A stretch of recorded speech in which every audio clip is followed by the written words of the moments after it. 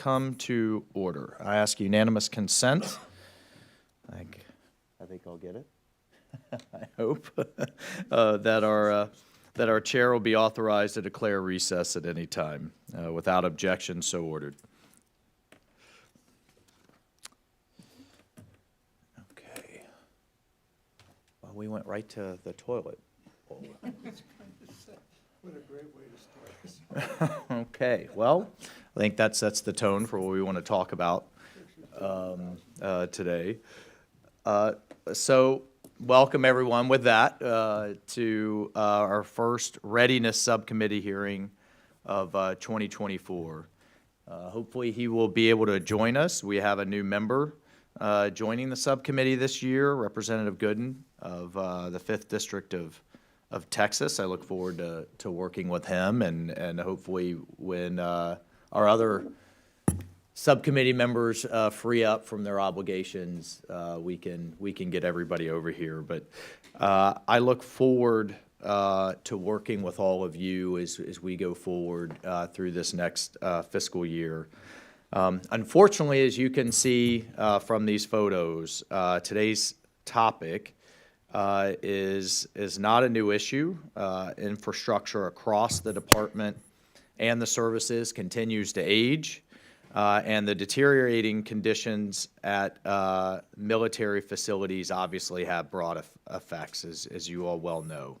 The neglect, the disrepair, the underfunding of our military facilities doesn't just harm our operational readiness capability, it does have significant impacts on everything, from quality of life for our service members to sustainment, to their ability to innovate, their ability to do their jobs.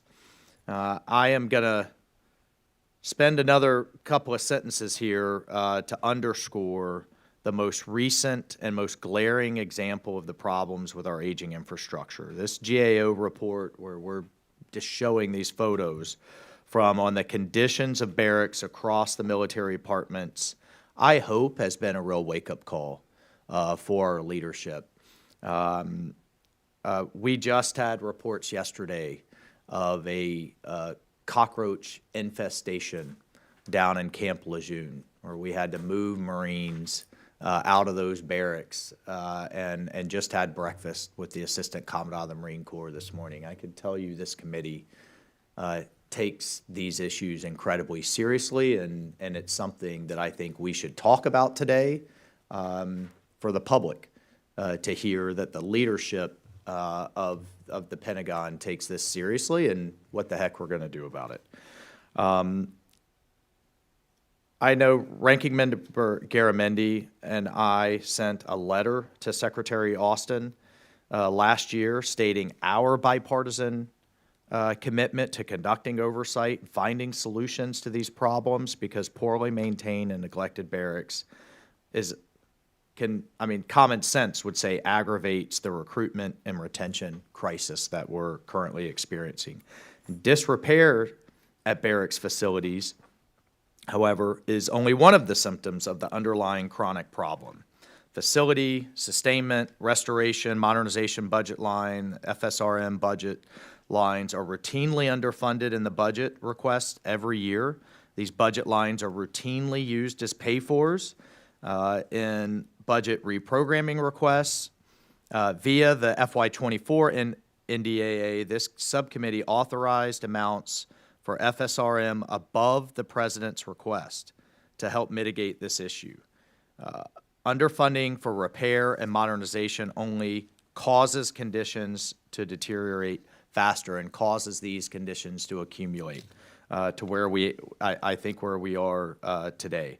The consequences of that scenario are bleak enough, but infrastructure issues are also prevalent at our innovation and our testing facilities. We rely on RDT&E infrastructure and DOD labs to advance the concepts and capabilities we need to be able to compete with our adversaries. And we have to be prepared for these conflicts. These national facilities are critical to that effort, and frankly, are often overlooked by the department, by the military departments. So, thank you for coming today. I think this is a conversation that our soldiers, sailors, airmen, Marines, Guardians deserve, and that the public deserves to hear. I hope that each of you will be able to speak to how we can work together on solutions for transparency in the use of FSRM funds, as well as other opportunities to better address our aging infrastructure. And with that, I will now recognize Ranking Member Garamendi for his opening remarks.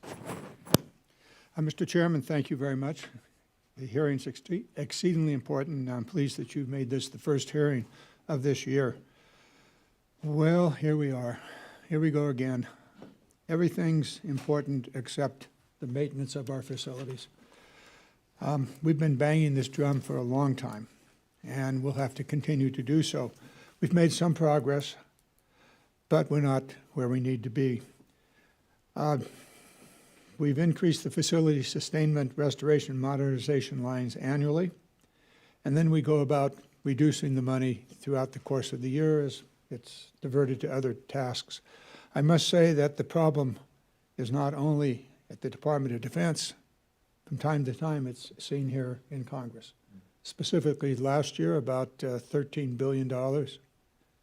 Let's see, no, 13 new F-35s were funded from FSRM funds. We did that. And so we set our priorities. The photos you put up on the screen are illustrative, and we could probably fill several books as we look across the entire military at the barracks and the quality therein. And unfortunately, barracks is just one part of the problem.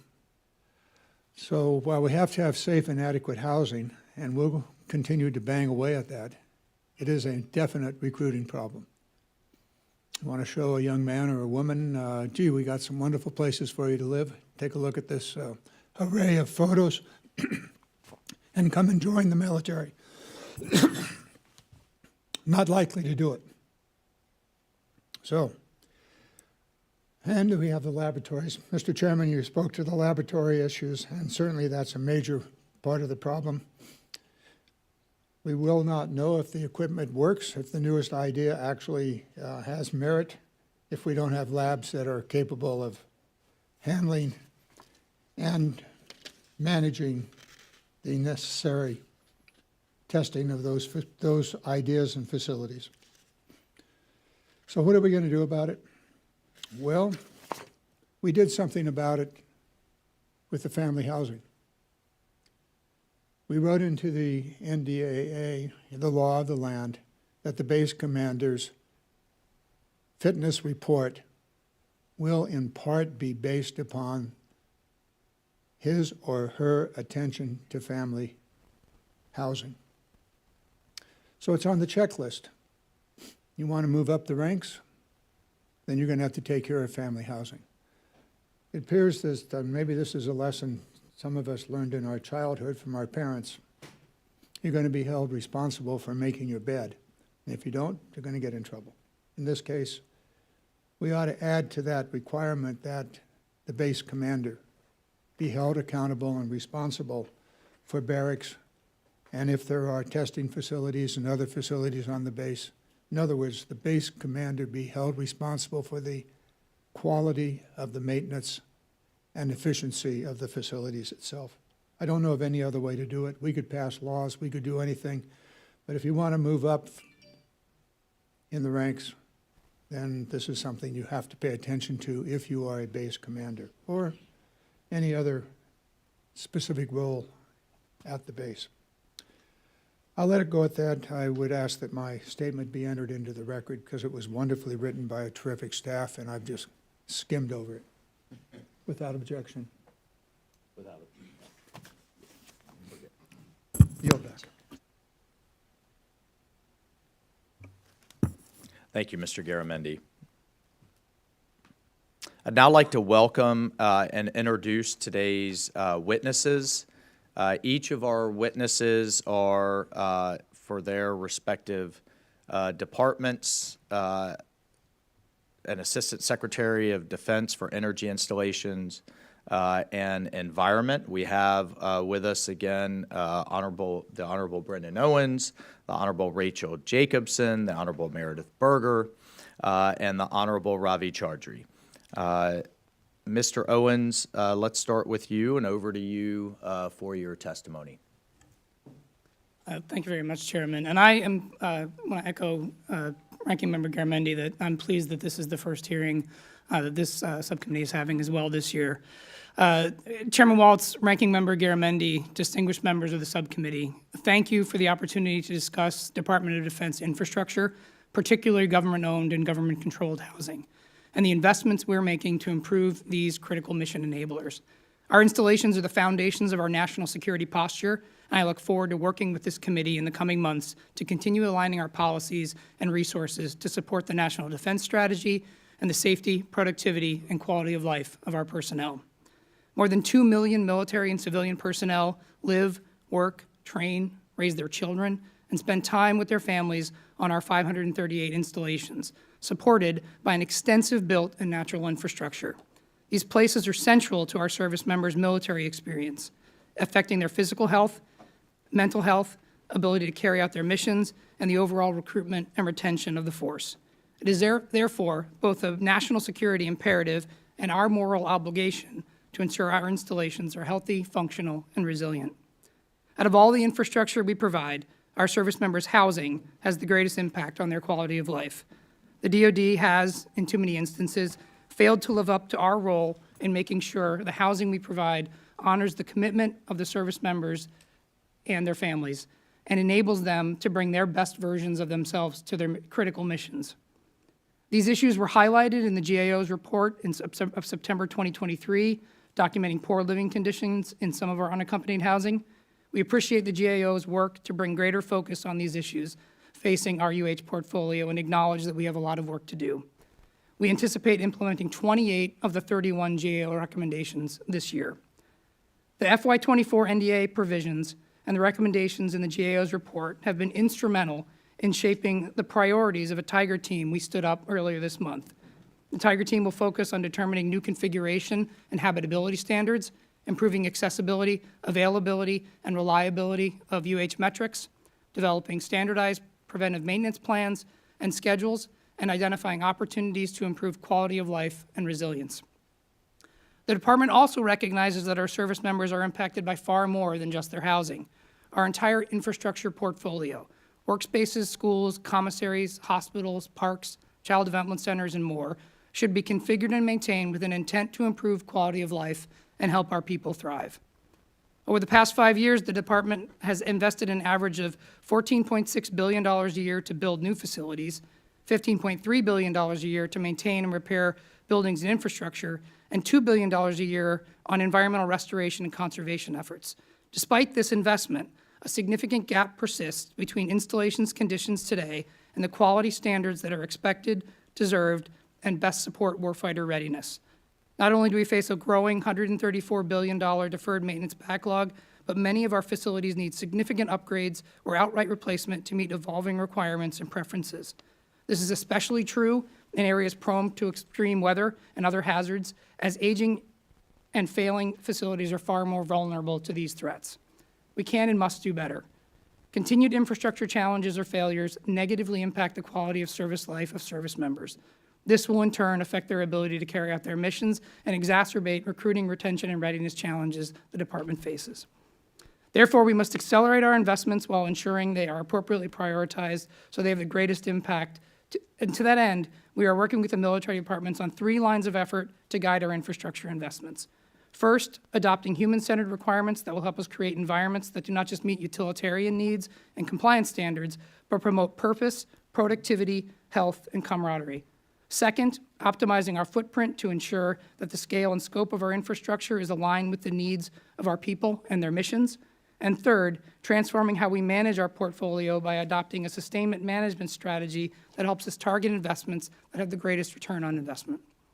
Your continued support and partnership will be critical for our efforts to improve quality of life for our service members, their families, and the civilian workforce. And we look forward to working with you as we transform the Department's approach to our infrastructure investment. Thank you, and I look forward to your questions.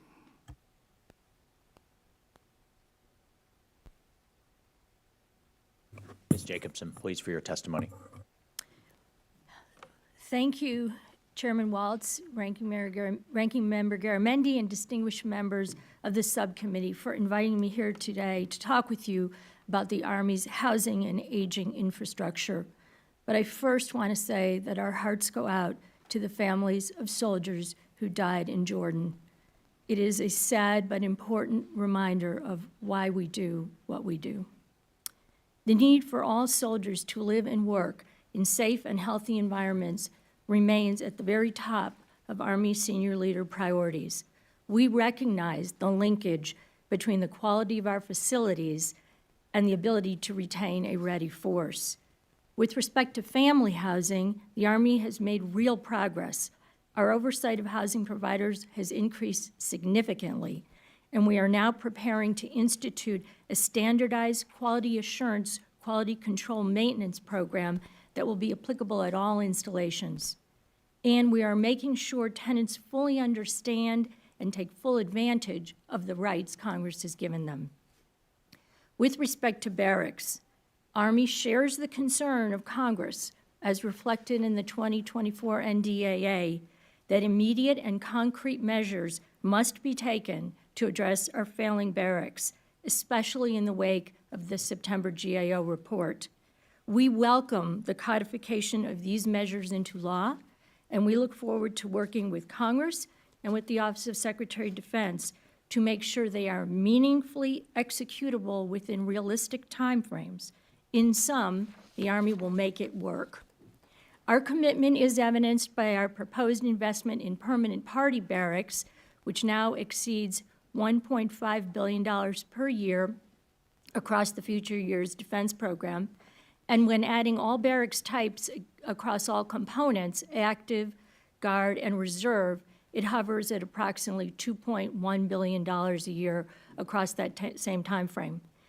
A number of factors have contributed to the current situation, namely the sheer size of our inventory, the growing backlog of deferred maintenance, the large deficit in permanent party spaces, and ineffective management practices. We are applying a multi-pronged strategy to solve this problem. First, we will maximize every dollar we spend on barracks. Our funding must be focused on bringing as many barracks as possible out of poor and failing category. We will take full advantage of the new authority Congress has given us to replace barracks that are beyond repair using restoration and modernization funding. This approach to inventory capitalization will save time and money, so we thank Congress for that authority. Also, the Army has already committed to increasing our investments in sustainment. This funding will be used for large-scale projects such as roofs and HVAC systems. The goal is to bring as many barracks as possible into good condition and keep them there. Second, we will build a robust workforce of trained civilian barracks managers. We will no longer ask soldiers to perform these functions as a collateral duty. Third, we are taking a hard look at changing the way we do business. This includes how we design our barrack spaces to give soldiers better living experiences. It includes examining our assignment policies to determine whether more soldiers should live off base. And it includes a robust business case analysis of barracks privatization. The Army is ready to move forward with a privatized junior enlisted barracks project at Fort Irwin.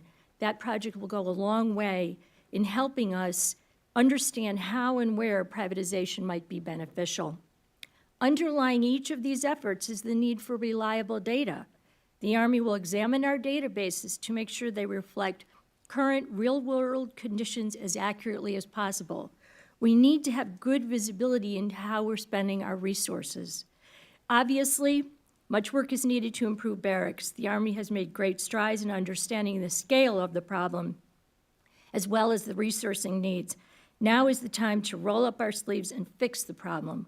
We look forward to working with Congress to make improved barracks a reality. I look forward to your questions.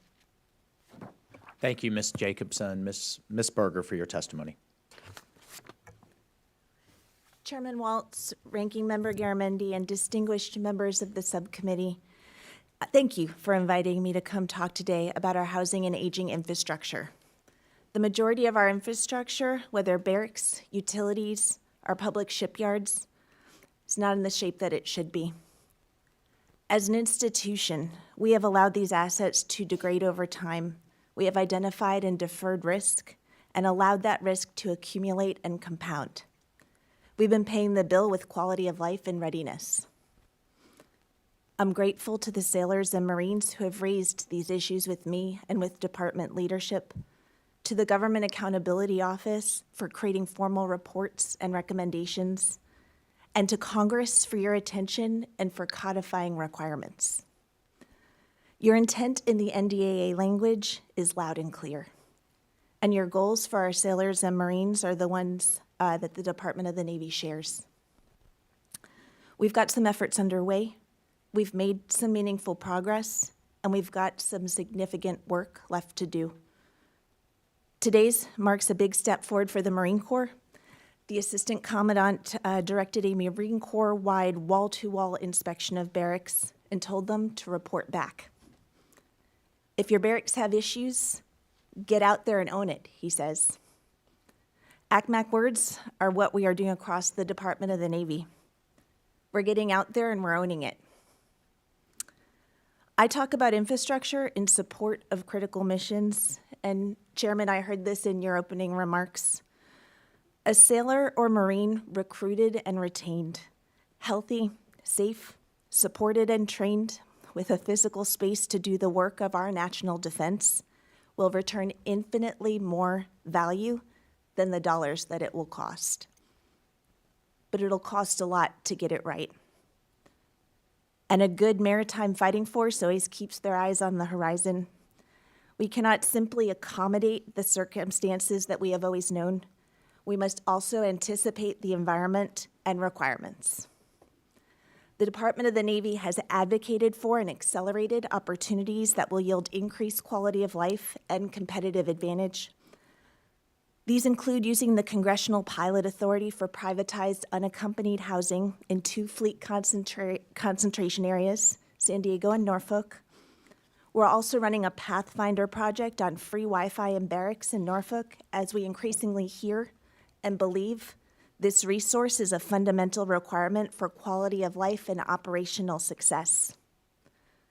We see resilience and efficiency saves dollars and makes sense, and there's a difference between historic and old. At this critical moment, and Ranking Member Garamendi, I heard this in what you were saying, it is action by leadership that is paramount. Thank you for yours, and I remain committed to ensuring that we provide the infrastructure to support our sailors, Marines, civilians, and all of our critical missions. I look forward to our conversation today. Thank you.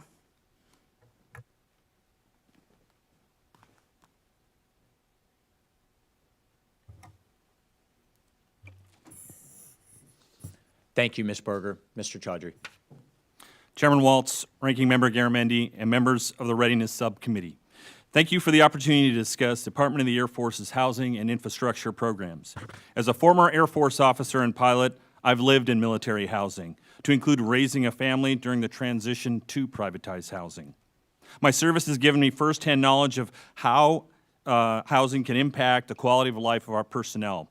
And as a concerned parent of an Air Force officer candidate, I can tell you that no issue is more personal to me than this one. I consider it my sacred obligation to ensure our service members have safe communities to live in, communities befitting of their service. That's why I welcome feedback in the recent GAO report on unaccompanied housing, and I take the findings very seriously. The department is committed to working with the GAO to address the issues identified at the 2 installations they visited, the 2 DAF installations, as well as the broader feedback impacting communities across our installations. Upon my confirmation in March, my first action was to get to our installations and hear directly from our service members and families, eye to eye. I visited approximately 25 installations and conducted over 40 roundtables with our personnel. I've personally inspected their homes and dorm rooms to gather direct feedback from our service members. My visits included installations that have been recently affected by typhoons, like in Guam or Okinawa, and others that are just now recovering from hurricanes, like Tyndall Air Force Base. My next action was to get to work, and that started with planning the right investments for the future. I would like to extend my gratitude to the members of the subcommittee here for your generous support and guidance on this front. Pending passage of an appropriation, the department is planning its largest dorm investment program in over a decade, estimated $1.1 billion through FY22 through FY26. This is nearly triple the funding of previous 5 years. If appropriated, the DAF intends to invest in 3 new dormitories from FY24 to FY28 to address capacity shortfalls and recapitalize facilities. More broadly, we are planning renovations and restoration at approximately 60 installations, 23 alone in FY24. Our dorm master plan is critical to this effort, informing investments in places of greatest need for our service members. The department's Infrastructure Council, chaired by myself, provides general officer oversight on everything from investments to implementation of innovative policy initiatives like our Airman Dorm Leadership Program, community partnerships, and new privatization models that'll launch us into the future. We are pulling out all the stops to address GAO findings. We're also accelerating efforts in privatized housing, and I can sum up our efforts in 3 words: oversight, accountability, and where appropriate, enforcement. With the support of Congress, the department has implemented a tenant bill of rights, as well as watch lists and performance improvement penalties for companies that don't meet standards. We have also hired 218 civilians to add direct oversight, including resident advocates, on base to represent our service members alongside the chain of command. As an example of how serious we take this approach, this year the Air Force held project owners accountable for $58 million in costs to address mold problems in 560 units, and more are on the way. In 2023, project owners were held accountable for approximately 600 payments to address health and safety issues, totaling $60 million in cost. But there is more work to be done, and we recognize that. Finally, we have entered into a new era of great power competition in which the impact of infrastructure has become more crucial to the mission. Our adversaries have committed to using both kinetic and non-kinetic means to cripple critical infrastructure nodes. Whether CONUS or abroad, we must ensure vital infrastructure at our installations are resilient, survivable, and ready to meet the demands of more sophisticated threats. If appropriated, we will put FY24 funds to task by employing innovative approaches and technologies to build more resiliency at installations like Patrick and Vandenberg Space Force bases, where partnerships with state and local entities are improving mission capabilities and building the spaceport of the future. We are also focused on resiliency in the Indo-Pacific, and I would like to highlight the installation of a microgrid at Kadena Air Force Base in Okinawa. During a recent typhoon, its capabilities ensured the base weathered the storm without a single power outage. These critical investments could prove to be the margin of victory in great power competition, a competition in which we dare not come in second place. Once again, thank you for your support of our airmen and guardians, and I look forward to your questions.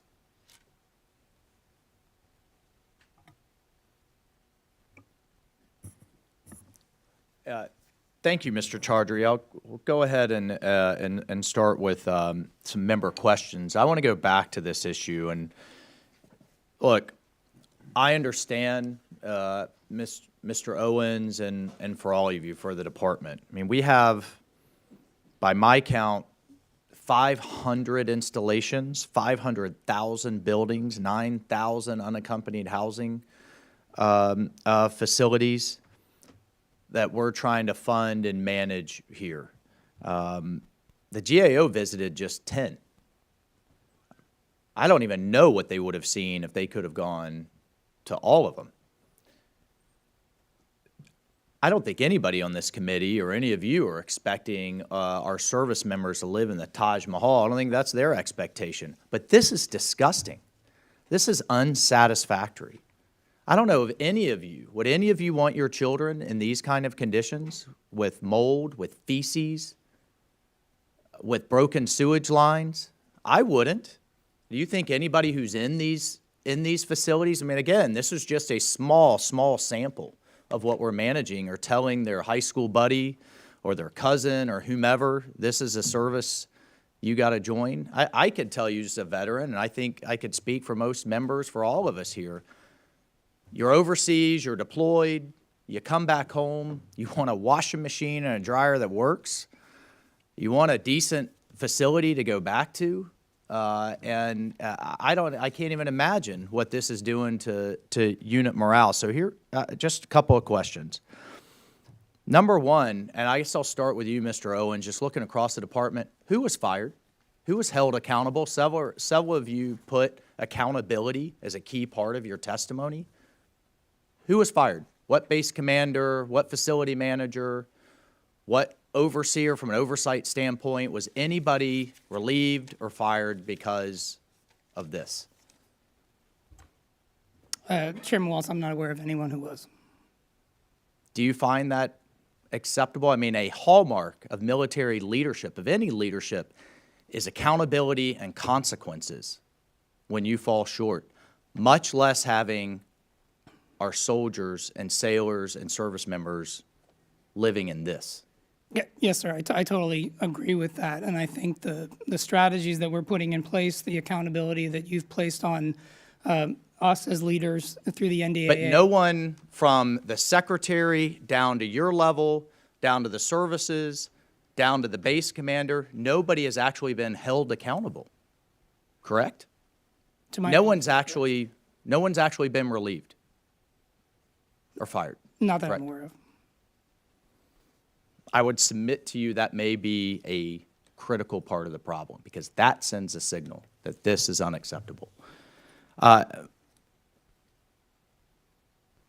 We received the FY25 budget request details, or when we receive them, excuse me, I know they're forthcoming, but I think given the situation that you all agree that we're in, can we expect to see FSRM budget lines funded to 100% of the requirement? I'll go with, across the department, but obviously down the services. Can we expect to see that or not? Just a quick yes or no. For the Army, with respect to barracks, yes. FSRM across, it's one thing if you're in a clean and safe environment where you're living, but you have to go to work. Of course. Right. Of course. Across the board, FSRM, yes or no? 100%. We are still working out the budget for FY25 and haven't determined yet the FSRM percentages for all the other facilities. But right now, barracks is our priority because of the immediate needs. Okay. Ms. Berger. I'll say the same. We're still in final, but making sure that everything is executable, absolutely. Okay, we'll pull the thread on that in a minute, on the executable piece. Mr. Chaudhry. Yes, as we go through the details, but we understand that mission requirements is something that we're focused on in the Air Force, especially with great power competition. So the answer is yes. However, tough choices are driving us in that direction, and funding is becoming a critical resource, one that we need to stay in touch of. So yes. This sounds like, this just feels like Groundhog Day. We have a lot of members, a lot of questions, so I won't abuse my time here. But one of the issues that GAO highlighted in this report is a lack of visibility into how FSRM funds are allocated once it gets down to the installation. So just for the sake of time, across the department, Mr. Owens, how are we going to deal with that? Do you agree it's a concern? And then how are we going to address the issue? I absolutely do agree that it's a concern, and thank you for that question, because I think it gets to some of the things that we are implementing with FY24 funding when that's available, is the sustainment management system, which is an asset-level evaluation rather than a portfolio-level evaluation, which gives us the ability, working with Comptroller, to understand the ramifications of decisions that get made when FSRM money, when and if FSRM money is reprogrammed. So right now, we have an understanding of the sort of the macro level problem at the portfolio level. But what we don't really understand, and I think these barracks pictures really do highlight the ramifications of the unknown risk that is taken when you deprioritize specific investments in specific facilities. The sustainment management system that we're working with the military departments to deploy is going to give us the ability to look at an asset level, understand what the long-term prognosis for that asset is, and then better account for any risk that we are taking when and if we reprioritize funding away from that. I think this type of situation that you've pointed to here is easier to see at a more granular level, and it's much more obscure, which is where we are right now when we're looking at a plant replacement value for the entire portfolio. Okay. I would ask you to seriously think about one concept. I would like to get the Department of Defense, as we've done with housing, to the extent absolutely possible, out of the hotel management business. We have private sector entities that do it incredibly well, at scale, all over the world. And they would certainly go out of business in a second if any of their facilities looked like this. So when I'm talking to the Assistant Commandant of the Marine Corps, for example, and he's trying to figure out how to get his Marines better trained to oversee HVAC systems, I want those Marines better trained to do bad things to bad people and not managing buildings. We have entities in the United States of America that can do this incredibly well, and I think we've figured a lot of things out on the housing side. And I would ask you, and I'd ask you to come back and see the ranking member and I on how we're thinking about, there's pilot programs out there, but enhancing our public-private partnerships in the barracks and in the BOQ and other spaces. I just think that makes eminent kind of common sense. Thank you, Ranking Member Garamendi. Thank you, Mr. Chairman. Well said, well put, good questions all the way around. I was sitting here kind of almost laughing out loud when you asked the question about will they fully fund. History is usually informative for the future. Each of you testified that the needs are exceptionally larger than the annual appropriations and requests for appropriations. So you all nicely danced through the chairman's question, but the reality is, no, you will not be requesting full funding to meet all of the base requirements update. But you're going to do the best you can, and we appreciate that. A couple of things. I'm going to, very quickly on the housing side of it, the chairman ended his comments looking at the privatization of the barracks issue. This is an issue that we need to take up, Mr. Chairman, because we can make it happen. Right now, there's limitations on what each of the departments can do. We need to tell them to get on with it in the next NDAA, give them the authority to do so. And along the way, we should require that they pay careful attention to all of the problems that were created in the family housing over the previous 30 years and to avoid those. And hire some really good real estate lawyers, because you're going to be up against some really good real estate lawyers who managed to screw the government in the previous 30 years on the family housing. So that's something we can do here, and we should see to that. I'm going to move off in a different direction. Navy, let's talk about PSYOPs. Let's talk about the progress or lack thereof of updating our maritime facilities. So if you would, Ms. Berger. Ranking Member, yes, we are undertaking a once-in-a-lifetime recapitalization that we intend to make a not once-in-a-lifetime again. This is a place where some of our most mission-critical infrastructure has hit the near-century mark, and we are seeing the impacts all around. As we reorient and look forward, we are looking towards how we put that dollar down and make it count. Among the 4 shipyards, we are taking lessons that we learn and applying them forward, both through the management of the CO of the bases, as you noted noted earlier, with that is part of the place that we are putting lessons applied going forward. Also looking at requirements and anticipating the environment that we will be operating in and aligning with mission need dates so that we can be more predictable in what is a very costly but critical endeavor. Thank you. I bring it to your attention, bring it to the committee's attention. We've dealt with this over the last decade. It's an ongoing issue, and we're talking multi-billion dollars to upgrade the shipyards. Labs, for each and every one of you, let's talk about your laboratories that you're operating. Mr. Owens, why don't you give us the overview on the labs, the test facilities, and the fact that they are antiquated, insufficient, and in many cases, ill-maintained.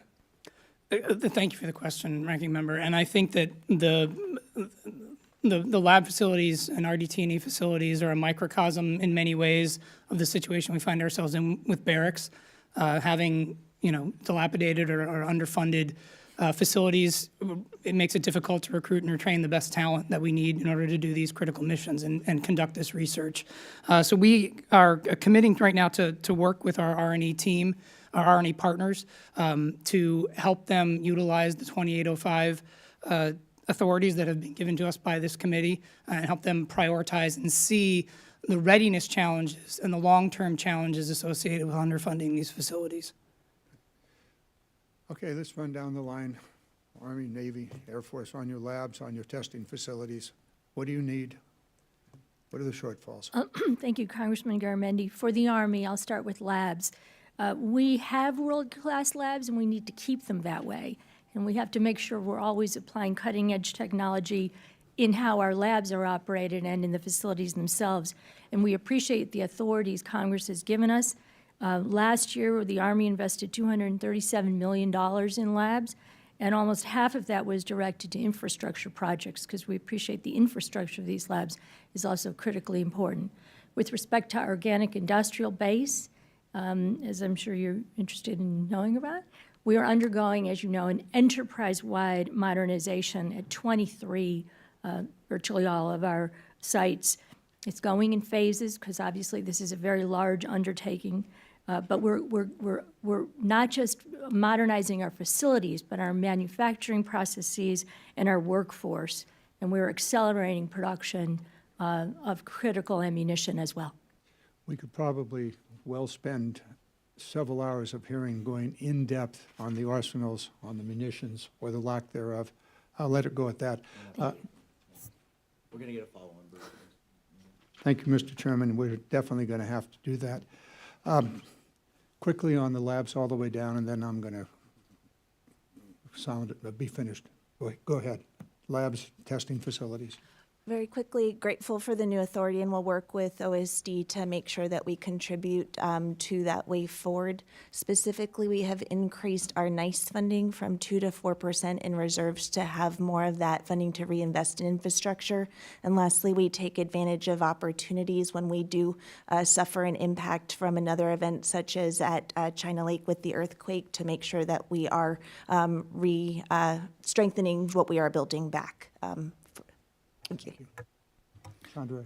Thank you, Ranking Member. Three areas that I want to touch upon. One, Eglin Air Force Base, where we're doing a tremendous amount of drone work to keep us on the leading edge. And so I've looked at those facilities there. They need updated. They get funded by RDT&E dollars. We look forward to supporting that with you. The other two points I want to bring up at Edwards Air Force Base, where I recently visited, they're doing some innovative things. One, on transportable hangars. There's a lot of test growth going on coming up over the next 10 years, and they're beating that metric of MILCON and the delays it takes with MILCON by getting transportable hangars using FSRM. So FSRM has been critical to that through RDT&E dollars and these are classified facilities as well, too, that can meet our needs. So we're looking to innovate. These are fantastic facilities. And then the third is a recent update I received on a rocket lab at Edwards Air Force Base, where we are going to look at corrosion at high-pressure vessels that are at that facility that have degraded over the past 30 years. And so now we're looking into public-private partnerships, working with Rep. Garcia and Rep. Obernolte to see what we can do with the space community to upgrade those facilities. So thinking outside of the box, coming up with new ways of solving these problems is something that we're going to be focused on going forward. One final question, Mr. Chairman, if I might. One of the critical air bases that we have is Travis Air Force Base, gateway to the Pacific.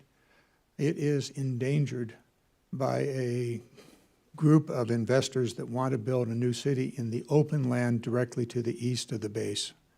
If that initiative succeeds, the base will be seriously impacted by a new 400,000-person facility right up to the edge of the base.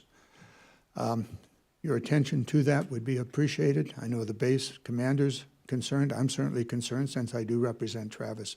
Your attention to it and the Air Force's continued effort to try to find out where the $800 million came from to buy 50,000 acres of land surrounding the base. So, Mr. Shadray, if you'll pay attention to that. With that, I yield back. Thank you, Mr. Garamendi. 5 minutes, questions. Mr. Fenstead. Thank you, Chairman Walz and Ranking Member Garamendi. Thank you as well to our witnesses for testifying and being here today. So as we've heard already here today, the housing and infrastructure of our Defense Department facilities are critical to the national security of our great country. The installations are the facilities from which we project power. American strength can reach into all geographic regions and theaters of operation throughout the world. And just as important, this subcommittee must work to ensure that our military families have quality homes so that our service members are free to focus on lethality, execution of their lawful duties, and Mr. Chairman, to your point, maybe not as focused on fixing the HVAC systems.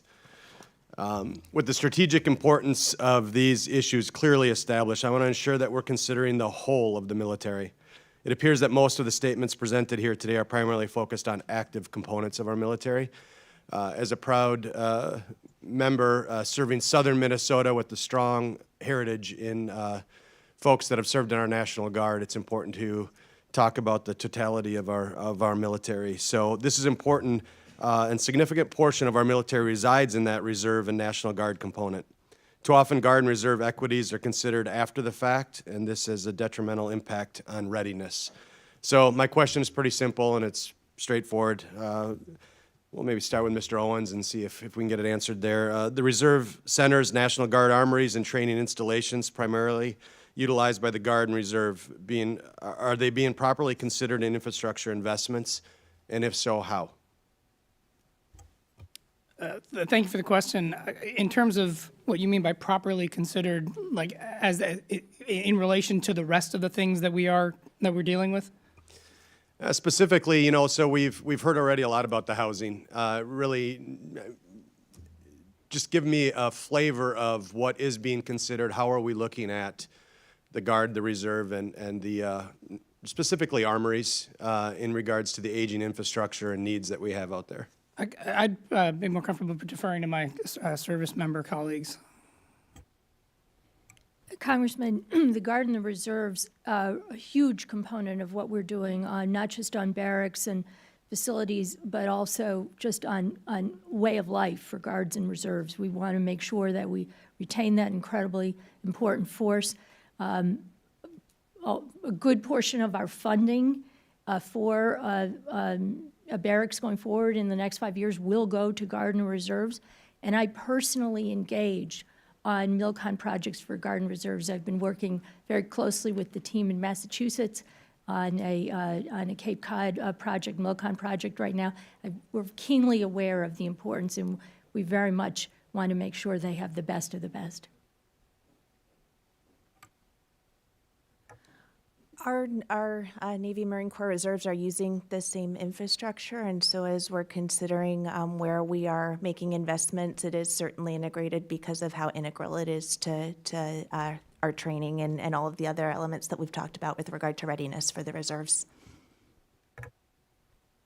Rep. Finstead, thank you for the comment and the question. And I'm heartened to hear your words on this topic because the Air National Guard base in Minneapolis is a place that I learned about air power, and it excited me about pursuing my career in the Air Force. And congratulations on selection on receiving new C-130J aircraft, too. So I remain extremely connected to the Minnesota Guard and all they do for the nation. On your question, I just returned from attending Northern Edge, which is a large total force exercise that is conducting extremely important multi-domain training. Their facilities are facilities that are in my portfolio as well. And one of the most innovative points about it is they just broke ground on an all-new hangar. And the great thing about that, and the innovative piece about that, is that their hangar holds multiple weapon systems, not just one weapon system. It's a common hangar. So that was an innovation made by the Guard itself with help from state funding. So understanding how the Guard addresses infrastructure is something that the active duty can learn from, and I'm going to stay engaged on that subject, particularly when it comes to infrastructure. So you have my commitment that I'll continue in that journey. Thank you. And Mr. Chairman, I'll just close with this. You know, the piece that resonates with me this morning is accountability. And after you had the opportunity to show us a few of these pictures and having the honor to travel around the country and see some of these facilities, I mean, we can do better. We must do better. It's not a partisan issue. This is an American issue. This is, we owe it to our servicemen and women to do better. Absolutely, and thank you for that, Mr. Finstead, and I agree. I can't imagine a hotel manager or a resort manager that wouldn't have lost their job if OSHA or anybody else inspected and found those kind of conditions. But with that, let's go to Ms. Takuda from the great state of Hawaii. Thank you, Mr. Chair. I'm going to have just two basic questions, one local, one global, and this is about the Navy water system in Hawaii. And while this is happening in Hawaii, sadly, we know, given the state of facilities, it's likely happening across the country. Ms. Berger, I am concerned about renewed complaints and reports of the Navy's water system on Oahu having visible sheens, as you know, strong odors, chemical tastes in their drinking water, their tap water.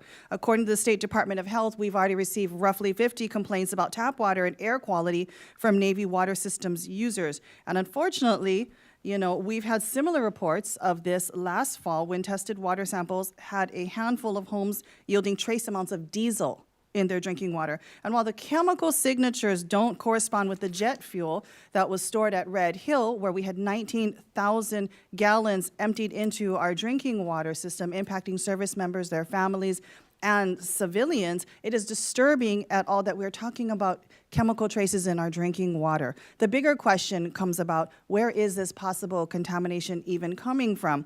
You know, the public deserves to know, our service members and their families deserve to know that their water is safe and clean to drink, and the Navy has a public health responsibility to urgently get to the bottom of this and make sure people know that the water that they drink, that they give to their families, is safe. Ms. Berger, what is the Navy doing to identify the causes behind these alarming reoccurring water quality issues, and do you have a timeline for when we can expect some real answers? And more importantly, what have we done to inspect and harden our aging infrastructure that likely has led to these leaks? Congresswoman Takuda, we're concerned too. Anytime that we hear that there is a report of something that is wrong, especially when it comes to water, we are taking action and responding. And so first I'll tell you about what the Navy is doing since we heard these reports. As you note, there are about 50 that the Department of Health has identified. For everybody that we can directly respond to individually, we have gone to the home or location identified. We have gathered information from the reporting individual or family. We have provided bottled water, and we have done testing to ascertain what the levels are in the water. Significantly, we have seen that every indication is below the 266 level of TPH, which is what the Department of Health and EPA have identified for safe drinking water standards. But there is something wrong, and so we need to see what is causing people to report that they are having an impact. The Navy has put together a team of scientific and communication experts. So not only can we do the science research, but also make sure that we are sharing the information with people. So Department of Health, Environmental Protection Agency, and Navy have set up a swarm team to look at the analysis, to look at the data gathered and analyzed to make sure that we are understanding what the source potential impacts both over the course of time and in aggregation can mean. We do not have all of that information yet, but in the interim, as we get information and can share with people what we are doing, we are posting on our website. We have phone numbers where people can call and gain information if they're interested, and I also. appreciate that, Ms. Berger. Unfortunately, I have a very little time, but I want to harp on what you just said. We do not actually know what the impacts are of extended exposure to TPH, petroleum, in our drinking water, in our cooking water, in our bathing water. We do not know what exposure to lower levels of TPH in our drinking water, something we don't expect to find when we pick up our water to drink or to give to our child, what that could mean to both service members and their families, to civilians that are being exposed through these water system leakages and whatnot. So that is a big concern. And I want to make sure that as we go forward, we are consistent in the treatment of residents. We have found publicly, it was reported that residents said their home, was told by the military that their home was not on the Navy water line, denied long-term monitoring by the Navy, and then it was reverse coursed a few weeks later, again, eroding the trust and confidence that at the end of the day, the Navy has people's best interests in mind, both service members and civilians. I would actually charge, whether it be the pictures that we've seen or the water that our constituents in Hawaii are forced to drink, challenge you to live in some of these homes and drink the water, give them to your children and your families, and ask yourselves, do you feel safe? Knowing that, yes, it is below the 266 TPH level, but at the end of the day, if there's a sheen on your water and a smell coming from it, would you pick up that glass and drink it? Similarly, would you live in the housing structures that we have seen, sadly, that our service members, their family members are being forced to live in domestically and overseas? And Mr. Chair, I would like to enter into record some questions about our overseas installations and the state of the facilities there and what we are doing to make sure we improve quality of life, safety, and health for our service members, as well as to be respectful citizens in another country. Without objection. Thank you, Mr. Chair. Thank you, Ms. Takuda, and to Ms. Higgins, who has been a real leader and champion of quality of life of our service members. Thank you, Mr. Chair, and thank you to just everyone who came today to testify before our panel. It's been a great privilege to sit on the Quality of Life Task Force with Congressman Bacon and Ms. Houlihan, and just to hear time after time about what our servicemen and women need in their families. Pay and compensation. Housing is always number two, though. Childcare, healthcare. So there's a lot of room for improvement. I'm just thankful to have your ear and that to hear your passion and to know that you prioritize it just like we do. I share having children who serve, so just thinking of them at every turn and everything that we do. And I wanted to just take a minute to advocate for OCONUS as well. And I know that Ms. Takuda just touched on that, but just recently visiting Japan and Okinawa and Kadena, they looked right at us and said, in 10 years, we can't do the mission that we need to do if we don't put some time and money into our infrastructure. I was just at Marine Corps Air Station Futenma. I know that base is what's going on. Is it staying? Is it moving? Is it, but the Marines there are still there. They're still 67 miles away from China. We have to continue to focus on those OCONUS housing and infrastructure issues. They don't have people like us that represent that come here and can speak about what those bases need. So please be their voices for them. I represent Virginia Beach, so I have Naval Air Station Oceana, the East Coast Master Jet Base, and it is pathetic. I get frustrated and angry every time. I always tell the base CO I'm their worst secret shopper. As a Navy veteran, Navy wife, I drive around there, I go to the commissary, I look at the housing every time I go, and it makes me madder every time I go. So there's a lot of room for improvement, and I know that you share those concerns. I wanted to take a minute and turn a little bit and talk about something positive, because I know that Secretary Berger and I have worked together many times. She has come to my district. Thank you so much for your advocacy.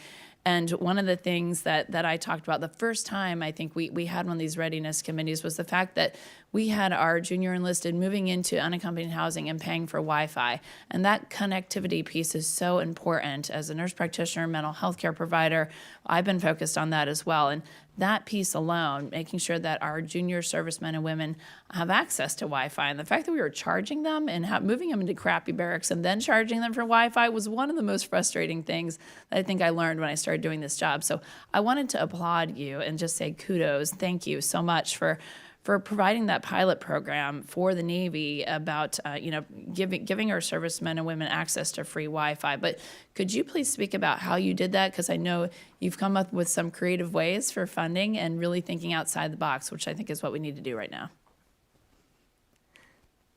Certainly, yes. Thank you for the attention to our infrastructure and to some of the most pressing needs of our sailors and our Marines. And I want to share the credit with Fleet Forces and the regional command and local commands there who all took it on board too and made it happen. It is a use of the MWR funding. So very, very fitting in terms of what we mean when we talk about MWR and ensuring that we are providing our sailors with what they need. And so we have about 4,000 sailors right now who will have access to the Wi-Fi. And we recognize that this is something that will help them to access education, to stay connected with family. As you noted, there's everything from mental health to mission success that will come as a result of this. And so we expect to continue to demonstrate the value here.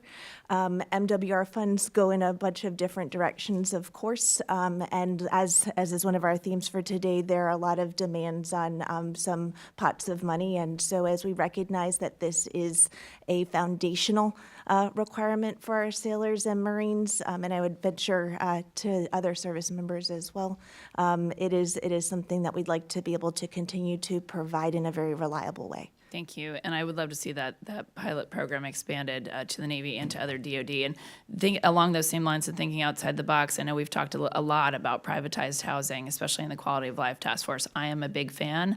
I think that all the public-private partnership explorations, but the privatized piece, I would love to see those programs expanded as well. Mr. Owens, can you briefly talk about your plans for expansion? Because that's certainly a direction that I think we need to pursue.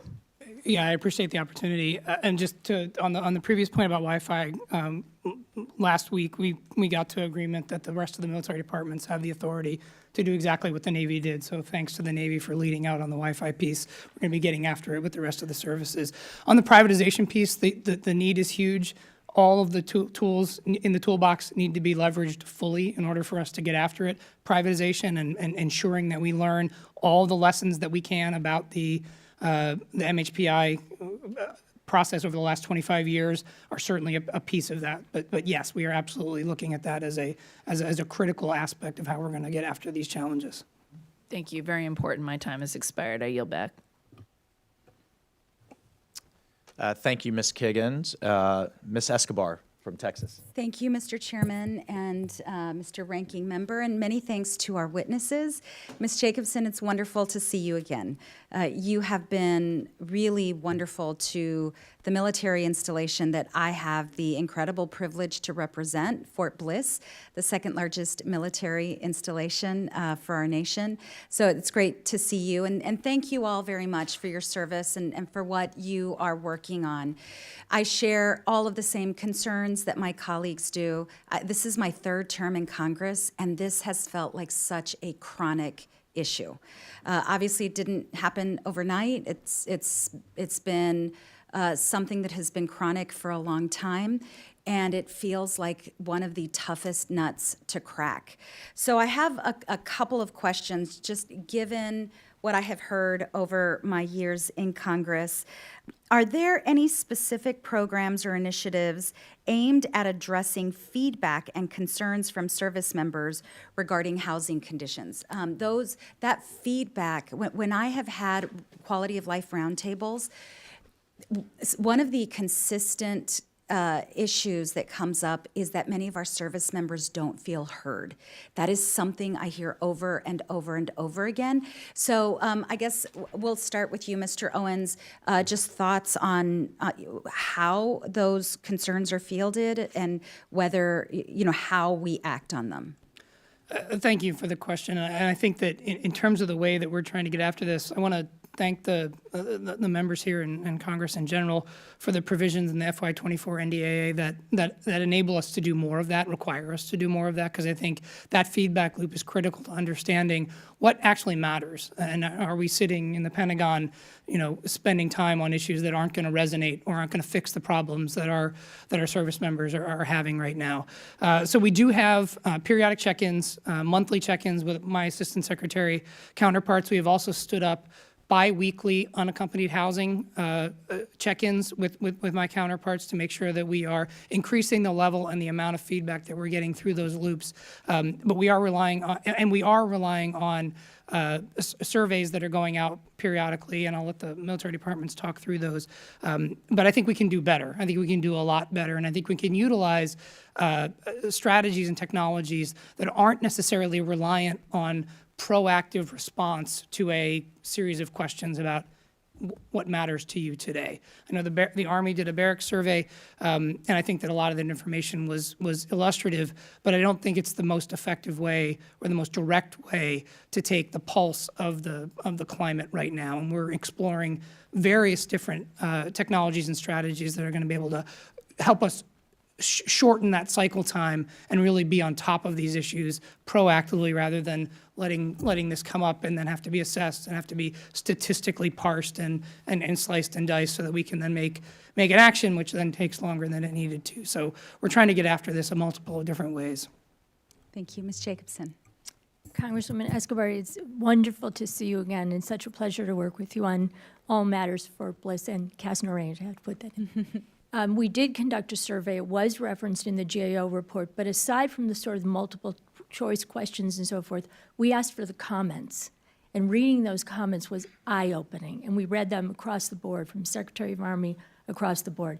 The other thing we've done is we've recently convened a barracks summit, and while that didn't involve soldiers directly, some of the primary members of that barracks summit are the command sergeant majors. We asked the command sergeant majors to reach in and get input from the soldiers so that we could give those soldiers the better living experience, not just on the surface, but what is going to make their lives better. And all of us, to a person in Army senior leadership, when we visit any installation, we meet and visit with soldiers, we ask them the questions, we look at their conditions of their rooms, we try to really ascertain how we can help them. Thank you so much. Ms. Berger, in the remaining 30 seconds. In addition to what my colleagues have said, I'll add that we include technology, so QR codes, so that we can actually register and account for a timestamp affiliated with any complaints, as well as the Marine Corps initiative that I mentioned earlier, where there will be a wall-to-wall investigation, which will involve conversation results, all of which will help us to make informed decisions. Thank you so much. I'm out of time. Thank you all very much. Mr. Chairman, I yield back. Thank you, Ms. Escobar, and to Mr. Moylan, who's really been a tremendous add to this committee and given his unique and critical needs in Guam. Over to you, Mr. Moylan. Thank you, Mr. Chairman, Ranking Member. Ms. Berger, thank you for coming to my office the other day. Appreciate our conversation, and I do appreciate you coming often to Guam as well.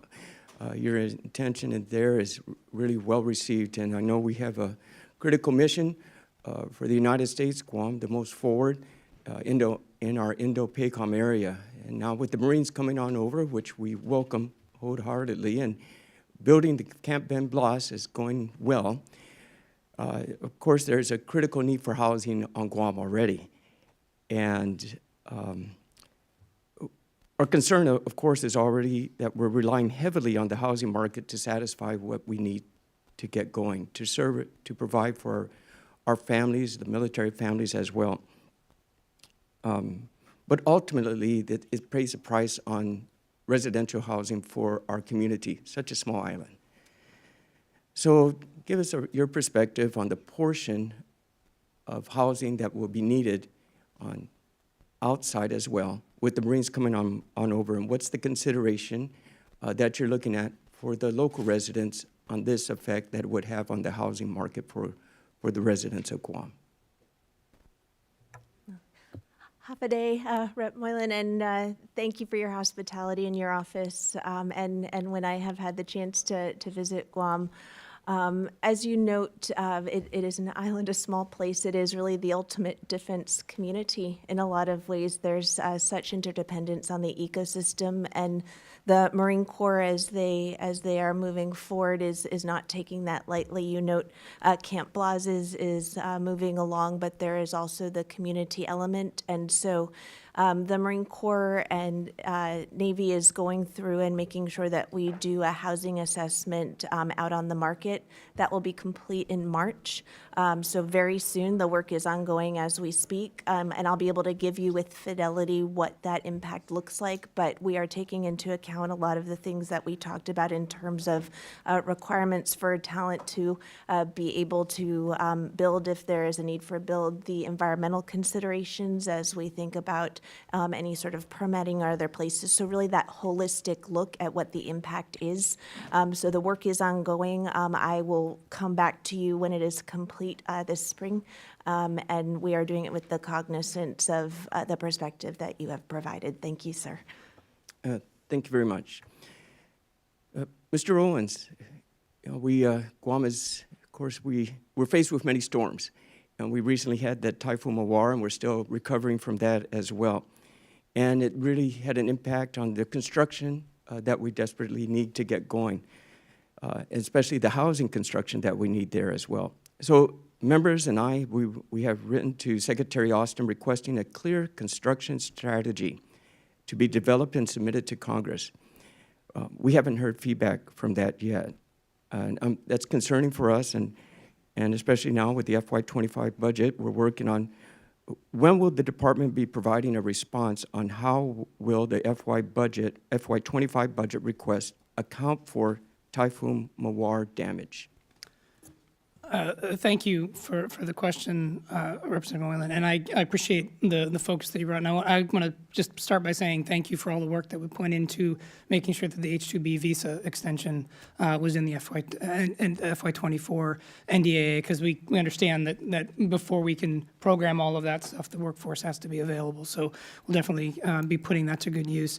In terms of specific responses, I'll have to get back to you on a schedule. But over the course of the last several months, we have stood up a series of governance structures within the Department of Defense, putting the Undersecretary of the Navy as the sole point of accountability for all the issues that are being dealt with, to make sure that we are prioritizing, first of all, cataloging, prioritizing, and then sequencing the work that needs to happen. In terms of the work that our team has been doing, our Infrastructure Council that is under our EI&E office in OSD is currently at the tail end of filling out the entirety of what the full need of all of the different initiatives that need to happen there look like. We are feeding that up to the Guam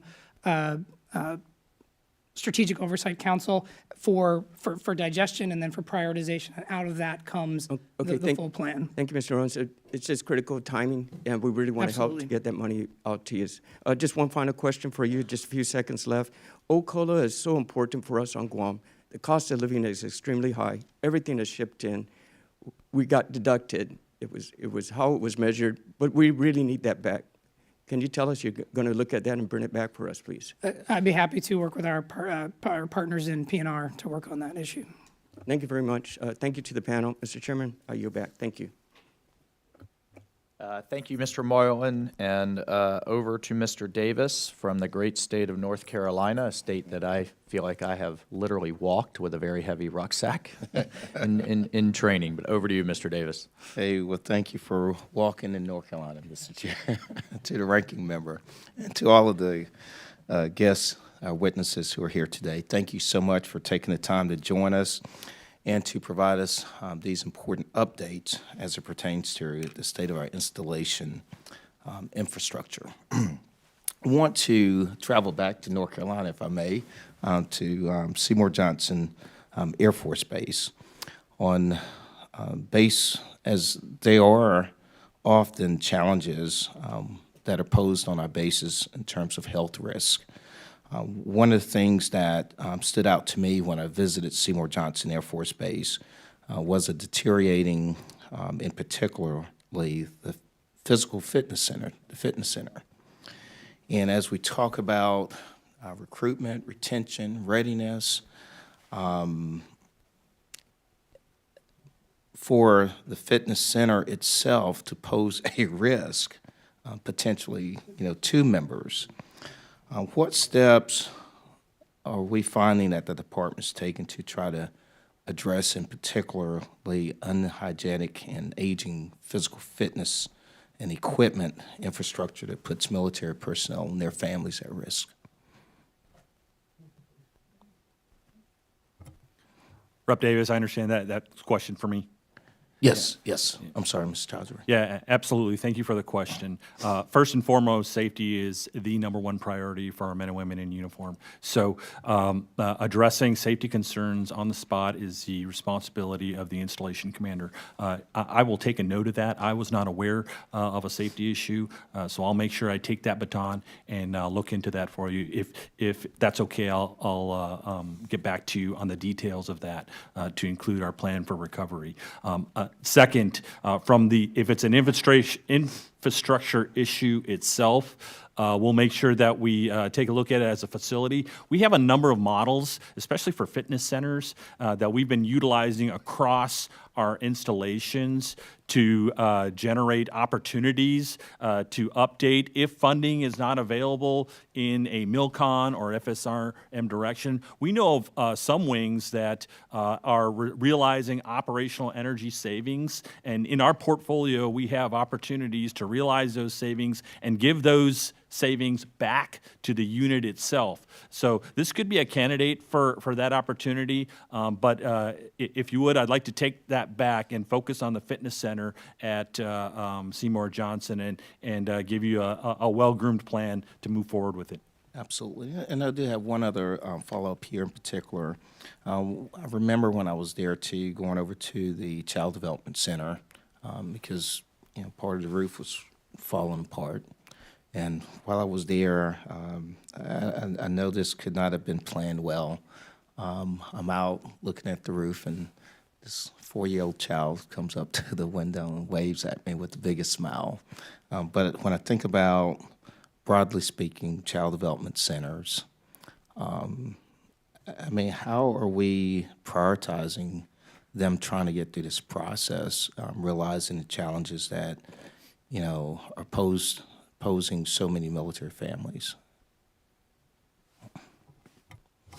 Thank you for that, Rep. Davis. So once again, on the safety piece, if there's a safety issue at our Child Development Center, it needs to be addressed that day. We cannot we cannot wrestle with any sort of ambiguity with that particular issue. And so I'll check back on the CDC as well and make sure that we're addressing it. More broadly on CDCs, the Department of the Air Force is embarking, in addition to the $1.1 billion in dormitory investments, another $600,000 in 19 different CDCs. So we are planning, if appropriated, to move forward with a large program to upgrade our CDCs. It could be anything from renovation to building all new ones. We have several scheduled plans. So we're going to aggressively get at this particular problem. We'll look and see. I can get back to you on what the plans are for the CDC at Seymour Johnson, and I'll take that back as a due out, but if that's okay with you. But I just want to let you know the department is committed to broadening our investments in CDCs going forward.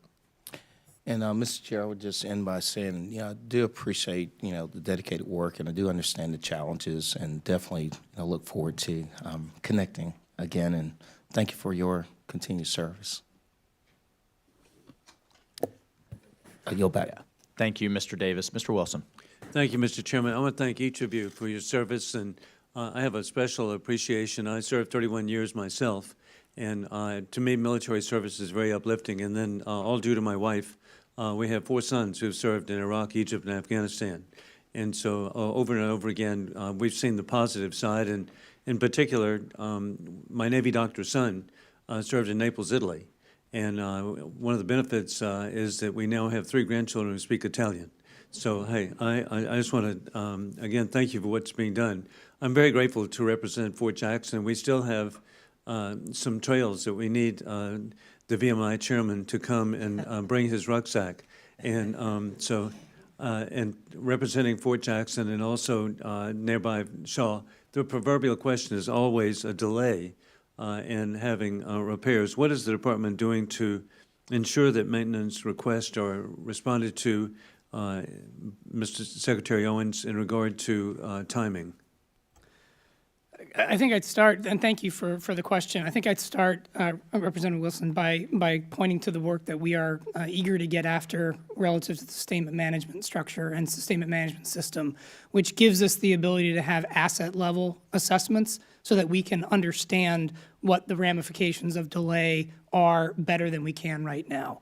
At a portfolio level, like I said earlier, we understand the sort of macro level challenge and the money problem, but to the specific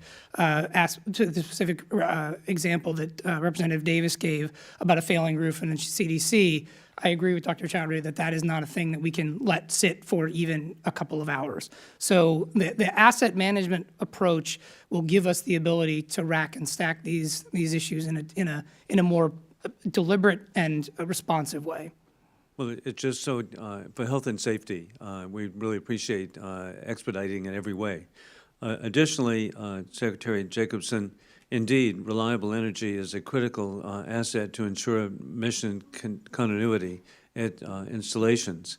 In your statement, you mentioned the Army is working with privatized partners to increase housing sustainability and reduce installation energy consumption. Besides solar, what has the department done to consider other energy sources? I'm particularly interested in small modular reactors.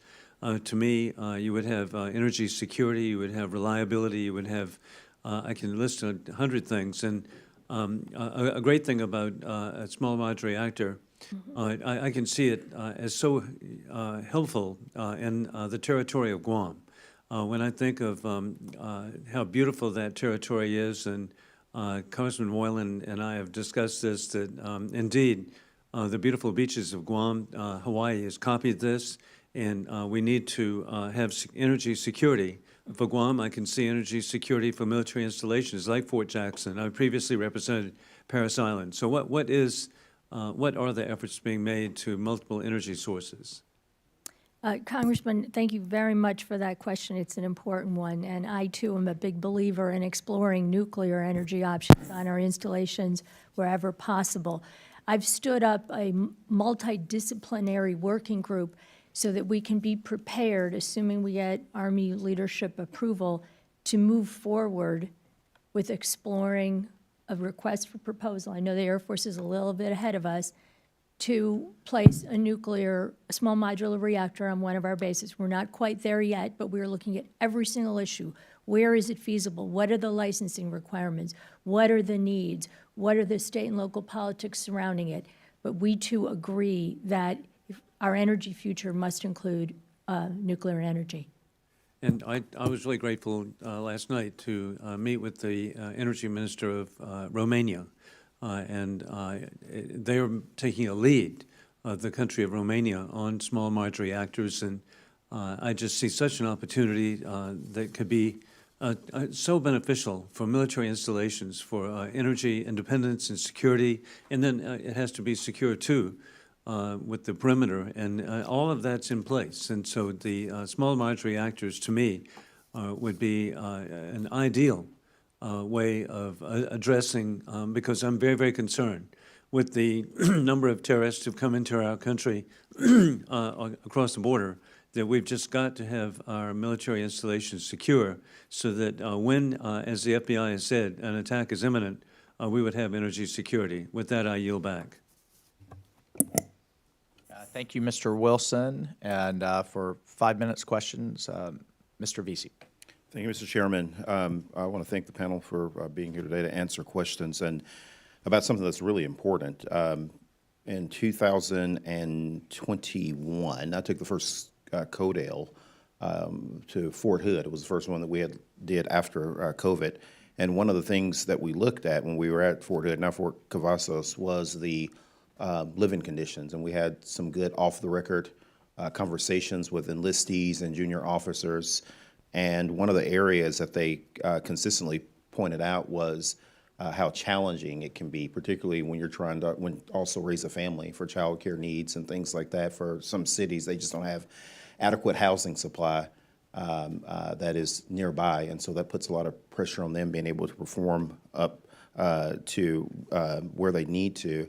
And then also when it comes to living too, and I know that we're here to talk about the aging housing issue and how we can get those updated, but want to just continue to talk about just rising prices for military families. I led a letter last year we sent to Secretary Austin urging the DOD to allow families to buy groceries and other household goods from commissaries at cost, because in addition to housing, those things around food, around shelter, around childcare, all those, they all tie into the importance of housing too.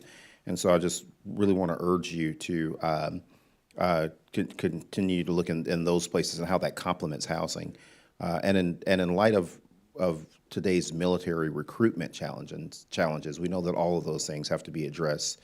And we've seen the photos where people have depicted living in subpar living conditions in barracks. And when you go to visit bases, they'll tell you that a lot of the housing on the bases is older and it needs to be updated, not just because it's old, but because of safety reasons as well, that it needs to be updated. Has your organization, and anybody can answer this, has your organization taken any steps to proactively manage and mitigate the public perception around these challenges, particularly when a lot of the recruits or potential recruits have heard a lot of these stories? I'll take a first step and then ask my counterparts to join in. I want to thank Representative Davis and Strickland and Escobar, Moylan, and Kiggins for the work that they've been doing on the quality of life panel that stood up in response, I think, to a lot of the concerns that you've just expressed. That has created a companion effort within DOD, which is a joint which is being led by our legislative affairs team, and includes personnel and readiness, it includes acquisitions and sustainment, and we have a regular set of meetings where we're focused on looking at the total the total quality of service that we are providing across all of our departments. We are incorporating many of those things that we've learned as a process, as part of that quality of life engagements that we've had with that subcommittee into the Tiger team that we're standing up for unaccompanied housing, because getting after those issues, addressing them head on is something that I think we can do better at. While we're fixing the problem, we can also make sure that we are highlighting the places where quality of service is something that we can be proud of. And I think the Navy's unaccompanied, privatized unaccompanied barracks in San Diego are a great example of things that we can hold up and say, this is where we think we're headed. So with that, I'll turn it over to the rest of the folks. Congressman, sorry. With respect to family housing, the Army has been very much out front in letting those companies know that if they are not fulfilling their obligations, we'll hold them in default of their leases and withhold their incentive payments until they get there. And I have personally issued default notices where circumstances required it because conditions were unacceptable and were not being addressed adequately. With respect to barracks, we're unfolding a huge program to get our barracks, as many as possible, into good quality, to take them out of the so-called Q3, Q4 bad quality, poor and failing, into good quality and keep them there. We're going to make sure that our dollars are invested wisely so that our soldiers have good living experiences. Yeah, thank you. And let me just say this in closing, that in addition to the housing and trying to address the aging infrastructure as it relates to housing, and I talked about some of the other challenges as well. Please look at gas prices, particularly for military personnel that are stationed on the West Coast, because even if you receive a bump in your BAH, once you get there, if gas is $5, $6 a gallon like it was in some circumstances, it just eats it up. And I had a family that lives in my district that was stationed out at Edwards Air Force Base, and they wrote me all the time about how people were having to live in RVs because even with the bump in the BAH, they still could not afford to have housing around there. So thank you.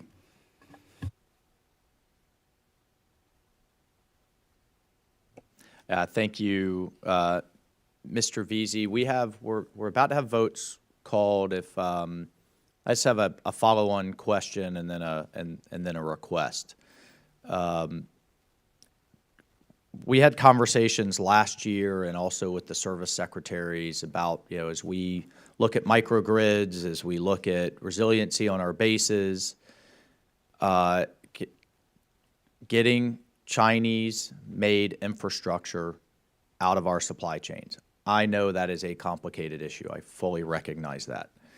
But we cannot have year after year, administration after administration, citing our number one adversary who is openly talking about replacing the United States, the decline of as a global hegemon, the decline of democracy, the decline of Western values, the rhetoric that we're seeing coming from Chairman Xi, coming from the CCP, and create dependency in our infrastructure on the Chinese Communist Party.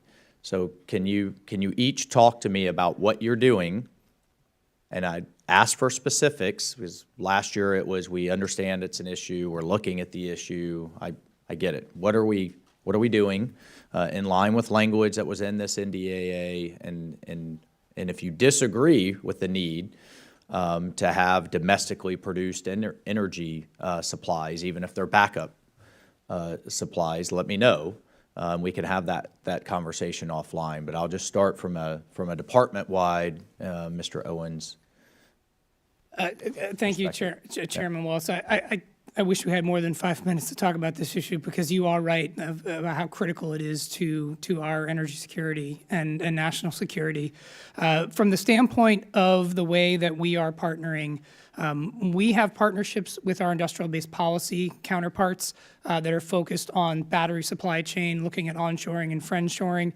Part of their industrial-based strategy that they just released earlier, I guess last month, was focused on that, and the work that the rest of the whole of government is doing on the Federal Consortium for Advanced Batteries and onshoring and friendshoring production capacities for those batteries is something that we are very engaged in. And I would say that the reason that we are so directly engaged is that this is not a problem for tomorrow as we build out the new energy infrastructure. It's a problem today for hundreds, if not thousands, of systems that rely on batteries that aren't produced in places that have secure supply chains. One specific example I can give you is the enforcement of Buy America provisions in a power purchase agreement that we just concluded with Duke Energy.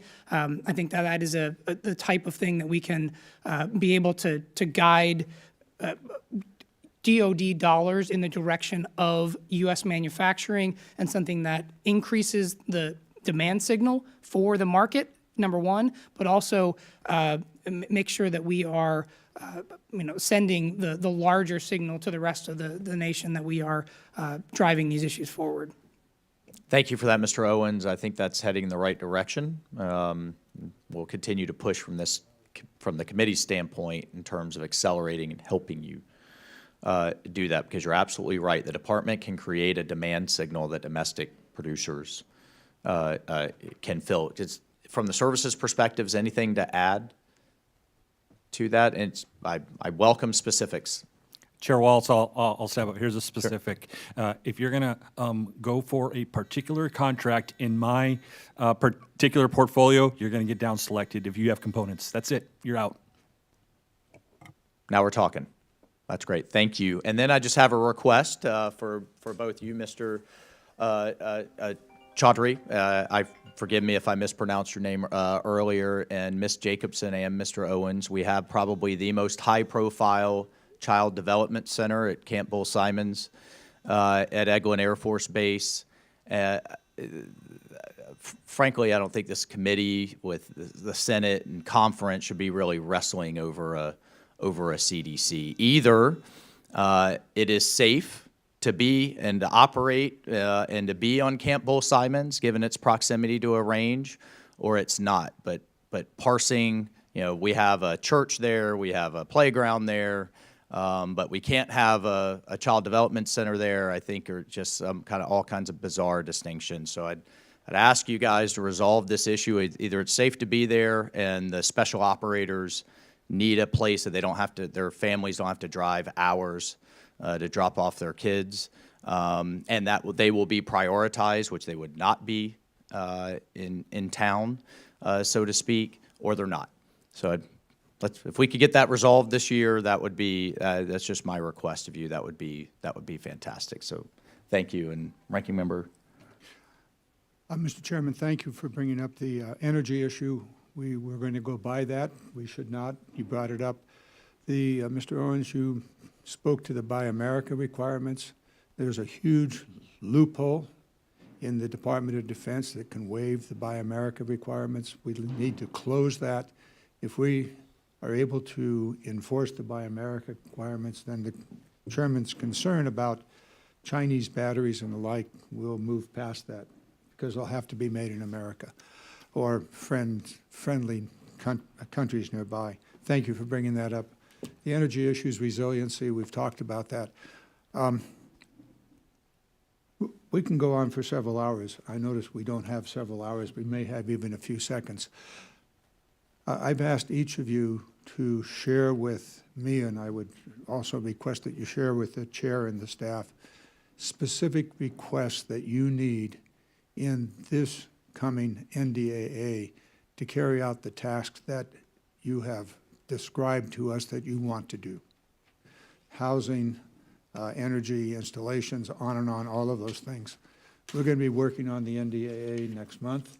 So I think I said March 15th is my deadline. The chairman may have a March 1st deadline. We need to know what you need to carry out your task. With that, Mr. Chairman, I yield back. Thank you, Ranking Member Garamendi, and with that, hearing adjourned.